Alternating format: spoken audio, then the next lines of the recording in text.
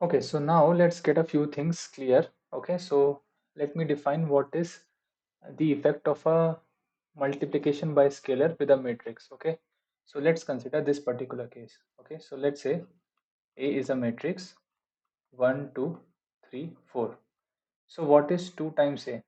Okay, so 2 times A is nothing but every entry of the matrix A will be multiplied by 2. So it will be 2, 4, 6 and 8.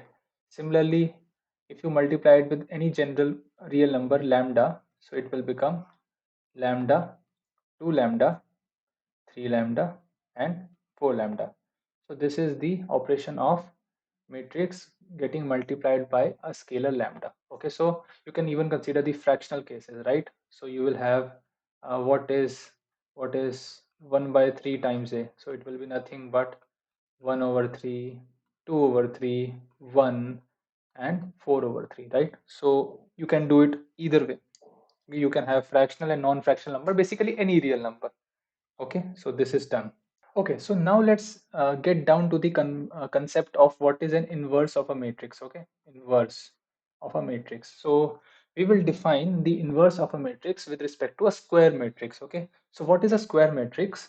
Square matrix is a matrix, as I told you before. It has same number of rows and same number of columns. So let's say if there are m rows, there will be m columns in the square matrix. Okay, so it will feel as if the numbers are arranged in a square.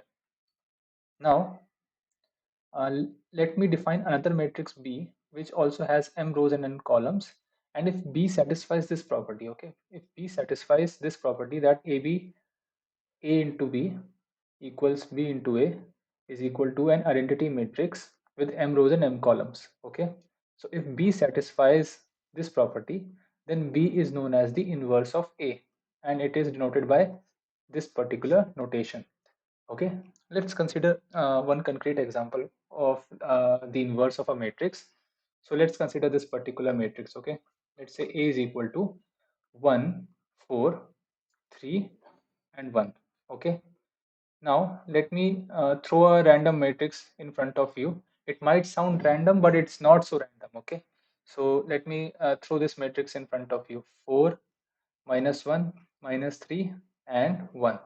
Okay, now let's multiply A times, like let's multiply A with B. So what is this? What is this? 1, 1, 3, 4 and 4 -1 -3, 1. So let's try to multiply and review our concepts of matrix multiplication. So 1, this. So 4 minus 3 is 1. Similarly, -1 plus 1 is 0. Similarly, 12 minus 12 is 0 and -3 plus 4 is 1. So as you can see, it is an identity matrix with 2 rows and 2 columns. And similarly, you can verify that BA equals identity matrix with 2 rows and 2 columns. Okay, so this holds.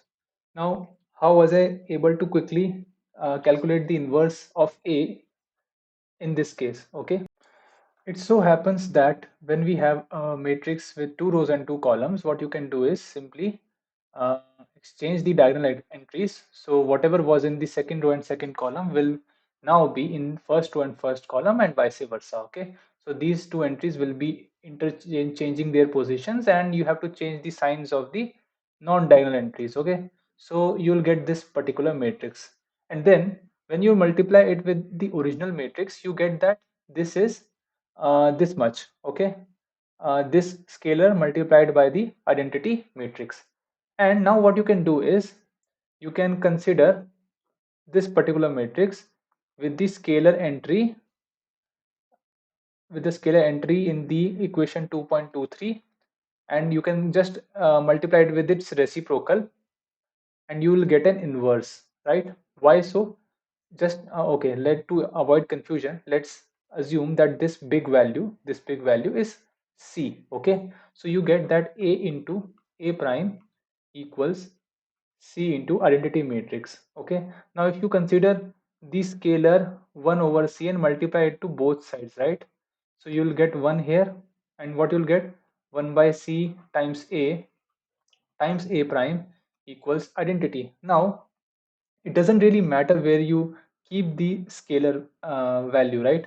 So you can get A times 1 by C times A prime is equal to identity matrix. So the inverse of A is nothing but that particular scalar value, its reciprocal multiplied by the modified matrix. That is that was obtained by interchanging the diagonal values and changing the sign of the non-diagonal values. Okay, so just remember this as a simple rule, that it is very easy to calculate the inverse of a 2 by 2 matrix. Okay, so now they show you that you can verify that A and B are inverses of each other.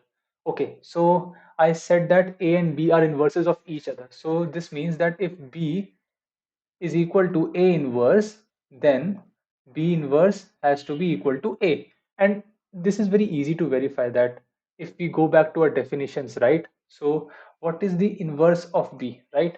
So you know that A times B equals B times A is equal to identity matrix, right? You can similarly write it this way, right? B times A equals A times B is equal to identity matrix. Now the role of A and B are interchanged. Okay. Now A is acting like the inverse of B. When you were looking at this property, right, in the first the leftmost side of the equality, the original matrix whose inverse we were calculating was on the left side. B is on the left side. Similarly, this was equal to the original matrix on the right side, original matrix on the right side, and this was equal to the identity matrix.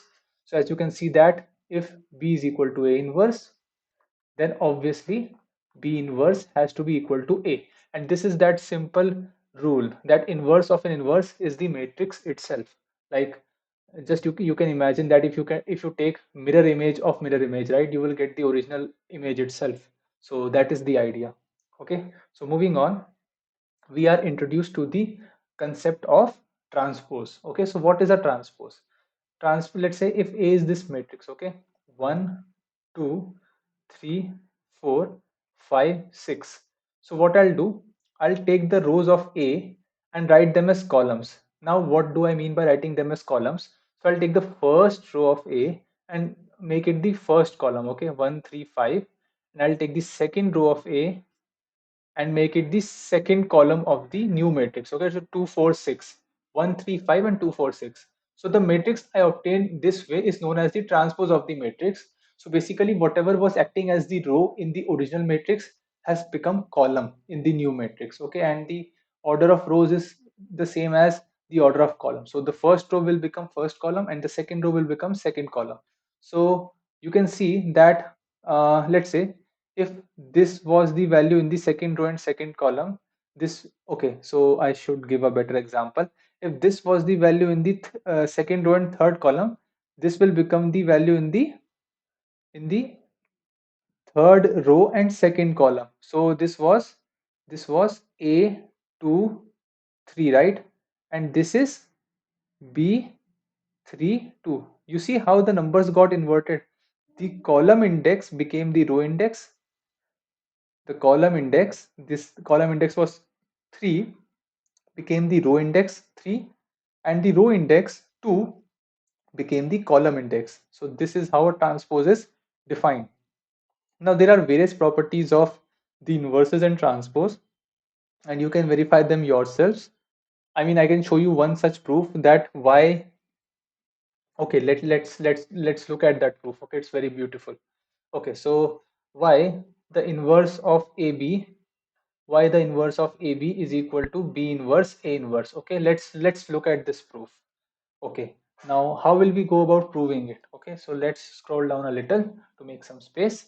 So let's say AB times C was equal to the identity matrix. So C was equal to the inverse of AB, right? So what will happen is we'll consider the inverse of A, and we will left multiply it on both sides. Okay, so what we'll get? A inverse AB into C is equal to A inverse into I. Now you know that identity matrix when multiplied by any matrix either towards left or right will keep the matrix unchanged. So this will become A inverse. Okay. Now also we know that matrix multiplication is associative. So the position of the bracket doesn't matter. We can calculate that in any order. So we can calculate A inverse A before. So we can calculate A inverse A before and keep the B and C separate. And we know that since A inverse is the inverse of A, this will become identity matrix, and identity times the matrix B is B itself. So B times C is equal to A inverse, and we are not even done yet. Now what we'll do, we'll left multiply the inverse of B on both sides. B inverse BC equals B inverse A inverse. Now you're beginning to see why what we'll do now. Now B inverse B will become identity matrix. Identity times C is equal to B inverse A inverse, and we know that identity when multiplied by any matrix is the matrix itself, right? Right. So IC will become C, and this will be equal to B inverse A inverse. So you can simply get the proof that the inverse of the product is the reverse order product of inverses. So AB inverse, AB whole inverse will be B inverse A inverse. Similar property holds with the transpose also, but there is a subtle difference that A plus B whole inverse is not equal to A inverse plus B inverse, and you can take simple examples to prove that to yourself. Similarly, but A plus B whole transpose, the transpose gets distributed in addition, but not in the case of inverses. Okay. Now moving on, we'll see what is the symmetric matrix. So symmetric matrix is nothing but a very special kind of matrix. Okay. So whenever I take the transpose of such a matrix, it will become equal to its earlier value, which means that taking the transpose of a symmetric matrix doesn't really change it. Okay. So such matrices are known as symmetric matrices. Okay. And one more thing I want to make you aware about is that whenever we have a matrix with m rows and n columns, right? M rows and n columns, then the dimension of the transpose will be n times m, because since every row became a column here, so the dimensions will get interchanged. Okay. So when will I have a matrix as symmetric matrix? When it will have the same number of rows and columns, because in order to establish this equality I should have the same dimension at least, right? M by n, if this is m by n and this is n by m, and I'm saying that both these matrices are the same, then m by n should be identical to n by m, right? So which means m is equal to n and n is equal to m. So only square matrices can be symmetric. Okay, you can verify this yourself. Take any non-square matrix, take any rectangular matrix with unequal number of rows and columns, and take the transpose of it. They won't come same, like in any case they won't come the same. So it has to be a square matrix in order to be symmetric. And we can see that there are some matrix like this one. If you consider this particular matrix, right? If you consider this particular matrix and take the transpose, okay, so you will take the first row, make it the first column 1 0, and you can take the second row and make it the second column 0 0. You came back to the same matrix. So this is a symmetric matrix, and this is one such example of why the product of two symmetric matrix need not be a symmetric matrix. And you can see that this is a counter example. So you cannot say that the product of two symmetric matrices will always be symmetric, right? Because as you can see here, this property AB whole transpose is equal to B transpose A transpose, and assuming, even if assuming like B and A were both symmetric, this would at max become BA, and you can't even guarantee. I mean, you have no mathematical basis to say that AB is equal to AB transpose is equal to BA. So, and since I've given a counter example, like the book has given a counter example here, so you can clearly see that this is not necessary, that the product of two symmetric matrices has to be symmetric. Okay, so this concludes the video. So thank you.